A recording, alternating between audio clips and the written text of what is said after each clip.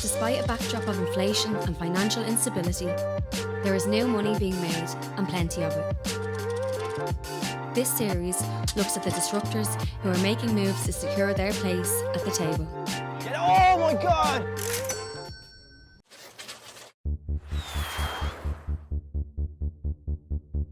Cryptocurrencies are a digital currency.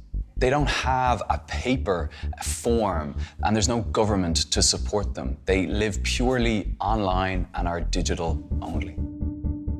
When Bitcoin was designed initially, it was meant to be a store of value. So it was meant to be a form of digital gold. So there'll only ever be 21 million Bitcoin. There's about 19 million in circulation now. So the hypothesis is, as time goes on, the supply decreases, demand increases, and therefore price goes up.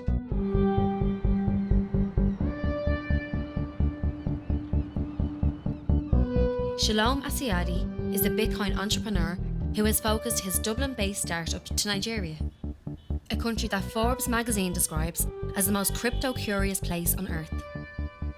It also happens to be the place where he was born and has not returned for 20 years. I've been in the crypto sphere really since late 2017. For me, it was really about the innovation of the technology and how it utilized that to create better financial products. Our product today makes more sense to the Nigerian economy than it does the Irish economy. You're talking about a country where the local currency is more volatile than cryptocurrency. That's a big statement. And I know, even though I haven't been back in, a couple of decades, I know that there is a lot of work to be done there. And that's why we're going to Nigeria. There's some inherent value in cryptocurrencies in that they can be used as an alternative currency, but there's huge shortcomings. So currencies should be a store of value, and cryptocurrencies have been so volatile that they do not work as a store of value. If you're willing to take on risk, and if you have money to lose, you might make a lot of money, but then you also might not. With several deals to get over the line and new staff to meet in Lagos, Shalom is getting ready to return to Nigeria. Last time I was in Nigeria was in 2003. I was about 9 years old. I don't remember a lot of things outside of what I'm seeing here, but it is very exciting. Having the business pointing towards Nigeria, being headquartered in Dublin, you do have that, lack of understanding to an extent, and I think going back to Nigeria will actually allow me to really understand what it's like on ground for the people that we are serving. Life was tough. The standard of living, wasn't what we wanted for them.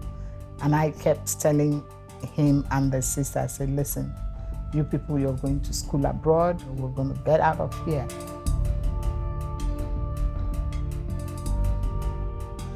I don't think I'd be the person I am today without my mom. My mom has been very instrumental to my mindset, to my drive, to everything. She's a warrior. Yeah. It'll be very, difficult to try and re-assimilate into that environment, because you can probably hear I'm not the most Nigerian sounding person, but it's not that it's intentional, it's more of a coping mechanism when I moved over here. Now we're gonna have to do the same thing going back over there, so it'll be that amalgamation of the two lives I live, if that makes sense. You have the Nigerian aspect of me, culturally, familiarly, everything. And then you also have the Irish. Now it's going to be important to try and mesh those two together to build what it is that we're trying to build,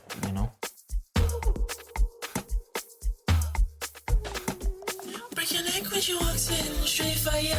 On the dance floor, party starter, fire. My feelings coming back to Nigeria have been very surreal, to be honest. I feel like I know this place. The hustle and bustle of the city doesn't really scare me. but it's also one of those places where I don't know anything.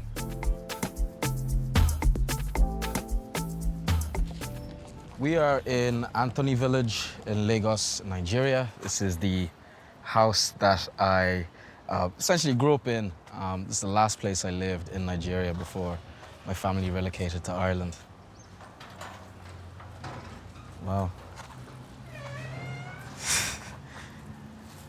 This is surreal.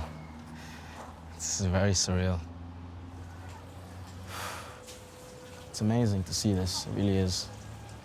When we used to have monkeys and stuff sort of come over the fence and, you know, throw banana peels. I remember my dad always giving out on school mornings because there's just banana peels everywhere on in our garden. This compound didn't actually have any running water, so we used to, you know, fetch water from this well.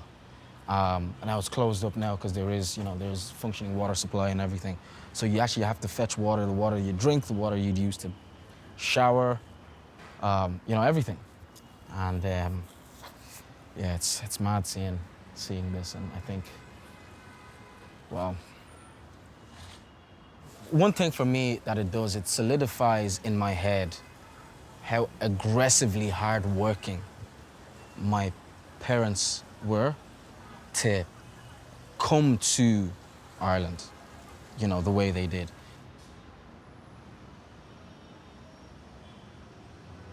Esca, the business that Shalom has founded, is a food ordering service that utilizes Bitcoin. This is one of our busiest vendors. So we always knew Nasu kind of did big numbers, but to just see it in action and to see how almost chaotic it is in a sense, you know? And she's a machine. She just keeps going. It's amazing, and her food is really good as well. So just by using our machine, you know, she's actually doubling her profits, because in reality, every transaction that she makes, a small part of that revenue gets stored back in, you know, both dollars and BTC. So when BTC goes up, she all of a sudden has more of a margin in her business than she would if she was just taking cash payments. The thing is, she doesn't really know much about crypto. And this is the thing, is that if you are going to have mass adoption of any technology, you have to get to the people that don't really understand it. If mass adoption is the goal, the debate around climate must be addressed. It's entirely irresponsible in this current climate to be using a cryptocurrency that emits so much carbon. In the 13 years since Bitcoin began, the 200 million tons of carbon that have been emitted mining for Bitcoin, to put that in context, it's the size of the entire country of Colombia's carbon emissions in 2018. So that's the damage that it's doing to the climate at a time of climate crisis. It's huge. Cryptocurrency uses energy, there's no doubt about that. However, there are different views on this. There are people who are strong believers of Bitcoin, and they feel that the energy it consumes actually merits the functioning of the cryptocurrency itself. In Ireland, the opposite is true. In Ireland, it's too expensive to mine in the grid, therefore miners need to seek out alternative renewable energy sources. So in that regard, it's definitely pushing toward more greener sources because it has to in terms of economical viable point.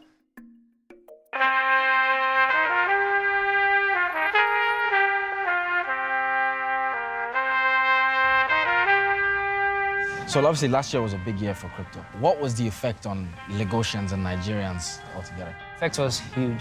It was massive, and people made a ton of money on crypto last year. So it brought a lot of people in, right? I knew people were coming to me and were like, "Oh, how do I get started? How do I do these things?" But then this year has been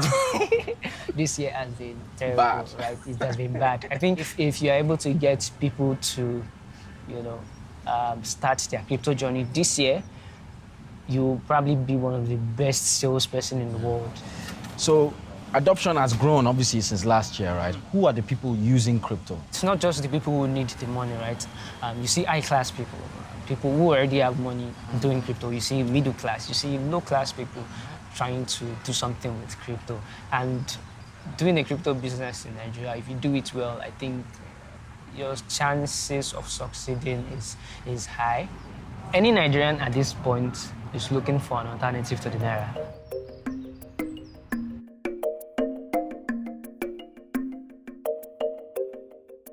I see now firsthand some of the problems that we are trying to solve in the country. Building a business on this continent, specifically again, Nigeria, is extremely challenging. And it is something that I'm still getting used to, still till now. And I don't think that's gonna change.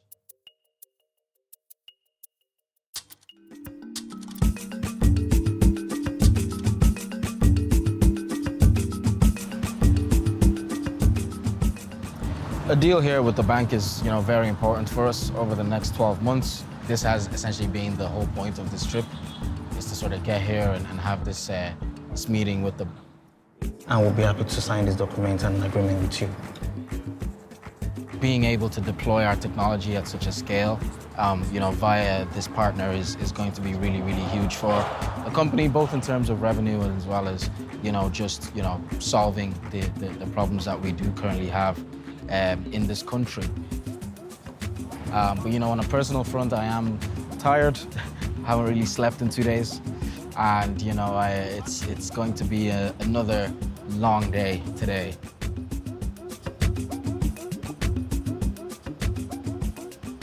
It's time to meet the team, right?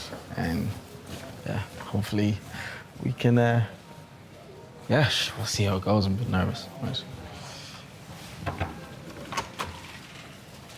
Hello, everybody. Nice to meet you.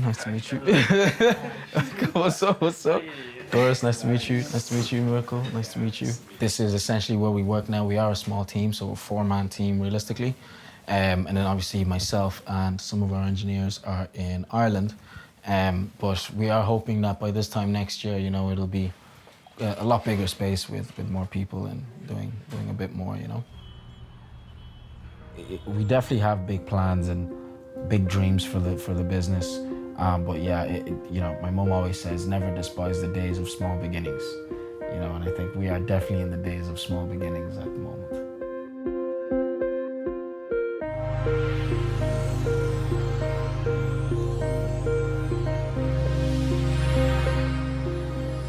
I think a lot of the objectives of the trip were accomplished, which is fantastic.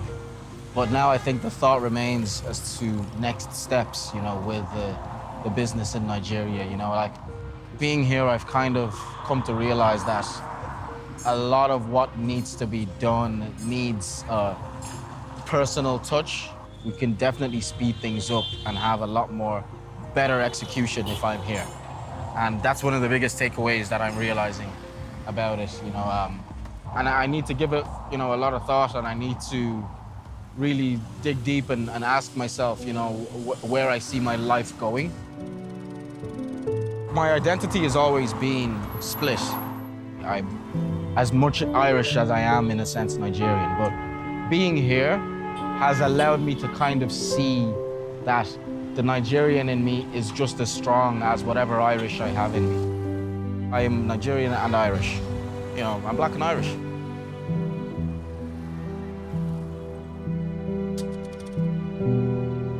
"2022 was a volatile year for the crypto sector. The stock price peaked and then tumbled, with its most high-profile scandal to date, increasing the calls for regulation. Regulation is needed on how much you can invest, for example, on apps where you can do it with a click of a button, and also regulation on how it's marketed, right? So, the celebrities or the crypto bros who are encouraging people to gamble essentially on these currencies. So regulation is coming to crypto. We have, the European Union passed the AML-D5, which each country in Europe must adopt. So I think it's good from a consumer confidence point. Crypto has grown tired of these offshore platforms and kind of a lot of unknowns. So definitely a regulation is needed for the on and off ramps of crypto. Some people think that crypto folks are anti-regulation, and I don't think that's quite true. I don't think that's accurate. What you see with regulation brings standards, and standards bring adoption. So for there to be 1 billion users in crypto, we've got around 330 million right now globally. The biggest catalyst to reach 1 billion will be regulation. So I think it's clear 13 years into Bitcoin that it is not going to replace our current currency system. It has a lot of shortcomings compared to what we have. It's not any better as a medium of exchange, and because it wildly fluctuates in value, it's a really bad store of value. So it's not going to replace our existing currencies. I believe the future of Bitcoin and cryptocurrency in general is very strong and very bright. I don't believe every country has to adopt it as legal tender for it to be a success. It can just be a reserve asset similar to gold, property, commodities. I think it's something that is, because it's still such an immature market, it has a lot of room to grow. And it's definitely going to become an everyday part of our lives in the very near future. Now, maybe not today, maybe not tomorrow, or even next year, but 100% it will be a part of our financial system going forward.